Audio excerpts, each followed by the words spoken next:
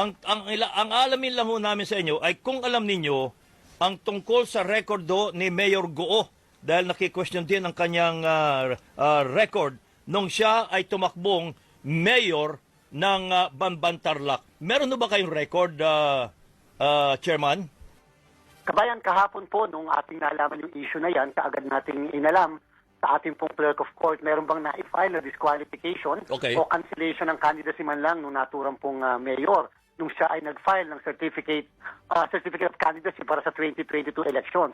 At wala pong nakapag-file. Alam niyo po, kabayan, sa ating pong umiiral na batas, patakaran at mga desisyon ng Korte Suprema, ang pagpa-file po kasi ng certificate of candidacy sa part po ng COMELEC ay ito po'y ministerial duty. Ibig sabihin po ay tatanggapin namin ng certificate of candidacy, titingnan lang namin kung na-accomplish ba lahat yung pinapa-accomplish doon sa form na yan, ito ba'y pinanumpaan, at pagkatapos po, kabayan, yung po ay sapat na para sa amin, hindi po kami magpaparequire ng dagdag na ebidensya o kahit anong dokumento na ilalakip po doon, ipipresume po namin yon na siyan ay valid ang kanyang deklarasyon at tama ang kanyang deklarasyon. Kaya po, kung sa ating umiiral na batas, ang isang registered voter, kahit pa yung kalaban na kandidato, ay pwedeng mag-file ng petisyon to disqualify itong kandidatong ito or cancel itong kandidatong ito. Ang COMELEC po, kabayan, ay walang power na mag-moto proprio disqualify ng kandidato. Lalo pa, ang pinag-uusapan po ay issue ng citizenship,